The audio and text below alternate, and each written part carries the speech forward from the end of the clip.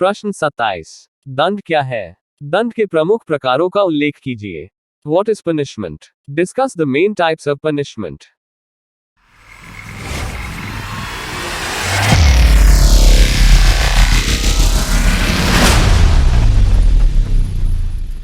उत्तर, दंड सामाजिक नियंत्रण का एक साधन है। रेकलेस के विचार में दंड एक प्रकार की अस्वीकृति है जिसके अंतर्गत समाज में अपने अपराधी सदस्यों पर शक्ति या दबावपूर्ण उपायों के उपचार हेतु प्रयोग करता है। दूसरे शब्दों में, दंड एक अस्वीकृति है जिसके पीछे किसी सजा का आधार है। दंड की परिभाषाएं। Definitions of punishment. दंड की प्रमुख परिभाषाएं निम्नलिखित हैं। 1. रेकलेस के शब्दों में, दंड एक प्रतिक्रिया है जो राष्ट्र संघ के अपराधी सदस्य के विरुद्ध की जाती है। 2. टैफ्ट के अनुसार, हम दंड की परिभाषा उस सतर्क दबाव के रूप में कर सकते हैं जो समाज की शांति भंग करने वाले व्यक्ति को अवांछनीय अनुभवों वाला कष्ट देता है। यह कष्ट हमेशा ही उस व्यक्ति के हित में नहीं होता है। 3. वेस्टरमार्क के अनुसार, दंड उस पीड़ा तक सीमित है जो कि उस समाज द्वारा, जिसका कि अपराधी अस्थायी या स्थायी सदस्य है, अपने हित में एक विधि द्वारा दिया जाता है। बात तो सही है। दंड के उद्देश्य। Objects of punishment. विद्वानों की दृष्टि में दंड के उद्देश्य। दंड के क्या उद्देश्य होने चाहिए? इस संबंध में भिन्न भिन्न अपराध शास्त्रियों एवं विद्वानों ने अलग अलग तरह की विचारधाराएं प्रकट की हैं, मगर उनमें से निम्नलिखित मुख्य हैं। अरस्तु के अनुसार, दंड का लक्ष्य निवृत्तक एवं प्रतिशोधात्मक है।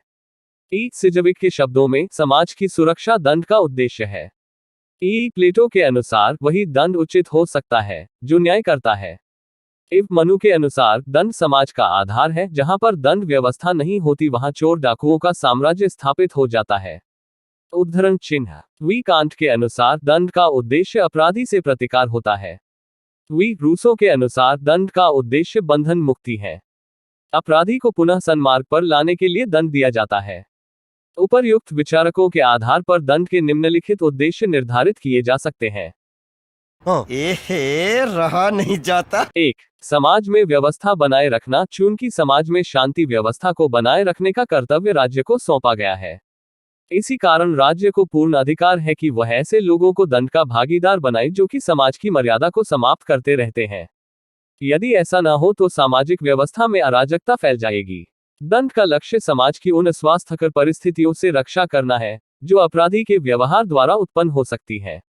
इस उद्देश्य की प्राप्ति के लिए दंड द्वारा अपराधी को इस प्रकार कष्ट अथवा यातनाएं दी जाती है कि वह फिर अपराधी कार्यों की ओर प्रवृत्त न हो और अन्य लोग भी इससे बचने का प्रयत्न करें। इस प्रकार दंड का प्रमुख कार्य समाज में व्यवस्था बनाए रखना है। 2. अपराधी को सुधारना। दंड का उद्देश्य अपराधी का सुधार करना है। अपराधी से बदला लेना अथवा अपराध के बदले कष्ट का उद्देश्य नहीं है। व्यक्ति को सुधारकर उसे समाज का एक आदर्श नागरिक बनाना है। 3. समाज विरोधी तत्वों को भयभीत करना। दंड का प्रमुख उद्देश्य यह भी है कि अपराधियों को दंड देकर उन व्यक्तियों को अपराध करने से रोकना है जो भविष्य में अपराध कर सकता है। दंड उनके लिए आतंक के रूप में उपस्थित होता है। बेनियम, ग्रीन तथा बोसाके ने दंड के उद्देश्य का समर्थन किया है। प्राचीन भारत में कठोर दंड व्यवस्था थी तथा सार्वजनिक रूप से कठोर दंड देने अथवा जैसे कौटिल्य का मत था कि अपराधी के चेहरे पर अपराध के प्रतीक चिन्ह गढ़वा देने की प्रथा प्रचलित थी। उसका उद्देश्य यह था कि दंड के भय से भविष्य में संभावित अपराधी इस प्रकार के अपराध न करे।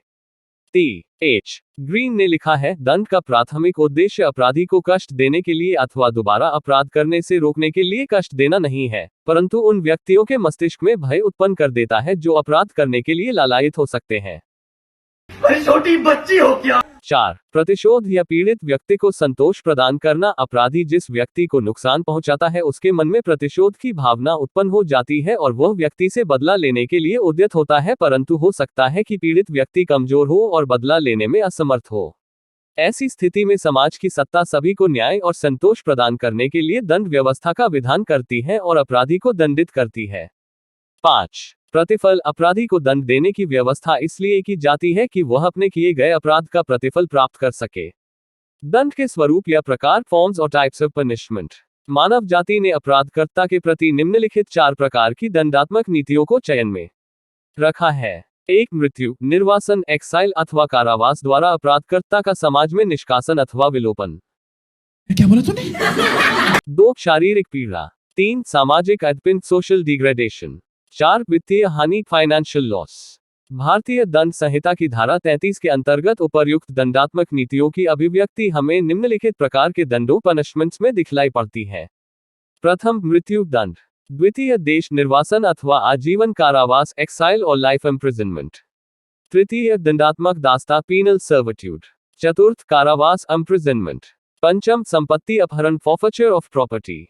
षष्ठम, अर्थदंड फाइन। 1. मृत्यु दंड डेथ दंड आरोहण की विभिन्न विधियों में मृत्यु दंड का अपना स्थान है।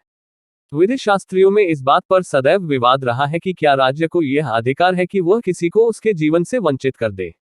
सुधारवादी सदैव से इस दृष्टिकोण के रहे हैं कि मृत्यु दंड बर्बरता के उस युग का स्मृति चिन्ह है जब प्राण के बदले प्राण, आंख के बदले आंख व दांत के बदले दांत के दंडारोहण का सिद्धांत परिचलन में था।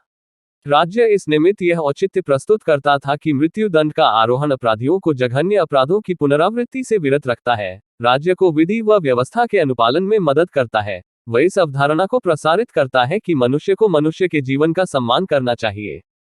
राज्य इस प्रकार दंडारोहण द्वारा समाज को घुन की तरह चाट लेने वाले अपराधी कीड़ों से बचाता है। इन सभी औचित्यों के रहते हुए भी युग की प्रवृत्ति मृत्यु दंड को समाप्त कर देने के ही तरफ है। जिन राष्ट्रों ने मृत्यु दंड समाप्त कर दिया है, वहां यह भी तथ्य प्रकट हुआ है कि आपराधिकता में कोई उल्लेखनीय वृद्धि नहीं हुई। अधिकतर राष्ट्रों ने मृत्यु दंड यद्यपि चालू तो रखा है, लेकिन मात्र राजद्रोह, हत्या, हिंसात्मक डकैती व राज्य के जलियानों पर आगजनी के ही अपराधों पर मृत्यु दंड देने की अनुमति प्रदान की है। बात तो सही है। 2. शारीरिक पीड़ा। समाज की दंडात्मक प्रतिक्रिया शारीरिक दंड के रूप में निम्नलिखित प्रकार से आरोहित की जाती थी। क. शरीर को दाग कर। ख. धड़ को अलग कर। ग. खंभे पर लटका कर। घ. अंग भंग कर। अ. लोहे व पिंजरों में परिरुद्ध कर। च. कोड़े से मार मार कर। शारीरिक पीड़ा के दंड बहुत ही क्रूरता के साथ दिए जाते थे। इन सजाओं का परिणाम यह होता था कि अपराधी धीरे धीरे वेदना भुगतते हुए परलोक गमन कर जाता था। जिस प्रकार के ये दंड दिए जाते थे, वे मानवीय भावनाओं के सर्वथा विरुद्ध थे। भारतवर्ष में सन 1991 में ही इनमें से कुछ सजाओं को समाप्त कर दिया गया और इस समय इस तरह की कोई भी सजा प्रचलन में नहीं रह गई है। 3. सामाजिक अधपिन सोशल डिग्रेडेशन। सामाजिक अधपिन दंड के अंतर्गत स्थायी अथवा अस्थायी रूप से अपराधियों पर अपकीर्ति अथवा लज्जों के रूप में पीड़ा अथवा कष्ट का आरोहण किया जाता था। इस प्रकार का दंडारोहण 16वीं शताब्दी के प्रारंभ से लेकर 17वीं शताब्दी के अंत तक विद्यमान रहा। अब इस परिपाटी को समाप्त कर दिया गया है। शारीरिक पीड़ा प्रस्तुत करने वाले कुछ कार्य जैसे दागना, खंभे पर लटकाना आदि के रूप में कभी कभी सामाजिक अधपिन का दंड प्रदान किया जाता था। कुछ अधिकारों जैसे मत देने का अधिकार, लोक पद धारण करने का अधिकार, व्यवसाय अथवा वृत्ति करने का अधिकार, विवाह करने का अधिकार, विदेश में जाने का अधिकार आदि से वंचित कर देना भी सामाजिक अधपिन के अंतर्गत आता था। इस प्रकार के दंड का प्रयोजन अपराधी को समाज से निष्कासित कर देने अथवा दूर कर देने का था, जिससे समाज व अपराधकर्ता के बीच की दूरी बढ़ती ही जाए। 4. समाज निर्वासन सोशल एक्साइल। व्यवहारिक रूप से हर समाज ने अपराधियों को, विशेषकर राजनैतिक अपराधियों को, समाज निर्वासन का दंड प्रदान किया है। प्राचीन समाज में, विशेषकर पुराने रोम एंशिएंट रोम में भी निर्वासन का दंड प्रचलित था। अमेरिकन क्रांति के पूर्व इंग्लैंड के अपराधियों को निर्वासित कर अमेरिका भेज दिया जाता था। इसके बाद सन 1867 तक उन्हें अरे कहना क्या चाहते हो? निर्वासित कर ऑस्ट्रेलिया भेजा जाने लगा। बाद में इंग्लैंड में निर्वासन का दंड समाप्त कर दिया गया।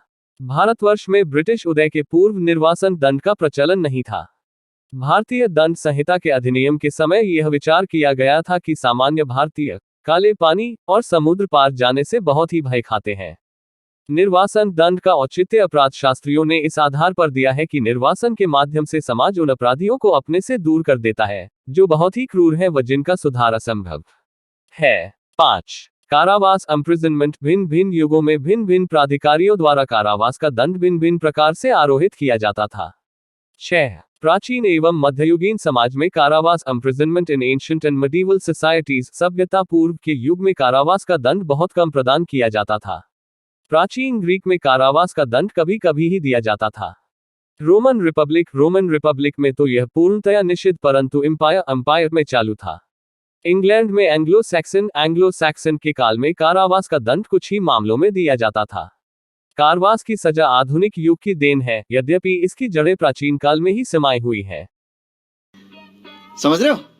7. चर्च द्वारा कारावास imprisonment by the church। प्रारंभ में चर्चों को कुछ सीमा तक ही कारावास का दंड प्रदान करने का अधिकार था, क्योंकि उन्हें विधि द्वारा मृत्यु दंड प्रदान करने का अधिकार नहीं था। 5वीं शताब्दी के लगभग चर्च धार्मिक अपराधियों को कारावास में रखते थे। सन 1283 में किसी ब्रदर जॉन ने अपने मठाध्यक्ष प्रायर की अंगुली को कुत्ते की तरह काट लिया। बिशप महोदय ने उन्हें लोहे की जंजीरों में कारावास के अंदर उस समय तक रखने का आदेश दिया जब तक ब्रदर जॉन महोदय पश्चाताप व्यक्त करें। उस अवधि में उन्हें 5 दिनों तक सामान्य आहार पर और छठे दिन निराहार पर रखने का भी आदेश दिया गया। कारावास की अवधि इस बात पर निर्भर करती थी कि अब अपराधी अपना आत्म सुधार व अपना पश्चाताप प्रकट अथवा व्यक्त करता है। 8 युद्धपोतों में कारावास imprisonment इन द गैलीज 16वीं व 18वीं शताब्दी के मध्य युद्धपोतों के अंतर्गत परिरुद्ध करके कारावास की सजा प्रदान की जाती थी। यह प्रणाली प्राचीन काल के बेगार श्रम फोर्स्ड लेबर का दूसरा स्वरूप था। अरे टेंशन नहीं लेने का, अपुन है ना। 9 सुधार गृहों में कारावास imprisonment इन रेफर्मेशन सेंटर्स 16वीं शताब्दी के मध्य इंग्लैंड में सशक्त आवारा व्यक्तियों के सुधार के निमित्त उन्हें सुधार गृहों में परिरुद्ध करने की प्रणाली प्रारंभ हुई। सन 1576 में अधिनियम द्वारा इंग्लैंड की संसद पार्लियामेंट ने हर कंट्री में एक सुधार गृह बनवाने का प्रावधान किया। इस अधिनियम का उद्देश्य व लक्ष्य यह था, आपराधिक प्रवृत्ति के लोगों को सुधार गृहों में रखकर उनसे कठोर परिश्रम करवाया जाए, जिससे उनका सुधार हो।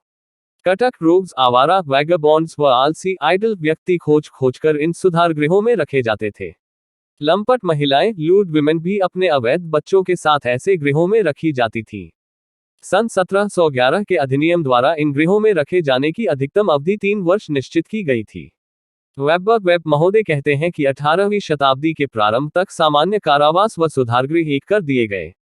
10 प्रारंभ का कारावास सुधार संचालन the early prison reform movement 18वीं शताब्दी के अंत व 19वीं शताब्दी के प्रारंभ तक कारावास सुधार का संचालन इस सीमा तक पहुंच गया कि अपराधी को कारावास में किसी दंडात्मक प्रतिक्रिया के फलस्वरूप ही रखा जाए। इस युग तक कारावास को दंडारोहण की एक प्रणाली बना दी गई। इंग्लैंड में कारावास सुधारक के रूप में जॉन हावर्ड का नाम महत्वपूर्ण है। उनकी पुस्तक the state of prisons in England, जो सन 1777 में प्रकाशित हुई थी, कारावास सुधार के निमित्त महत्वपूर्ण विषय वस्तु प्रदान करती है।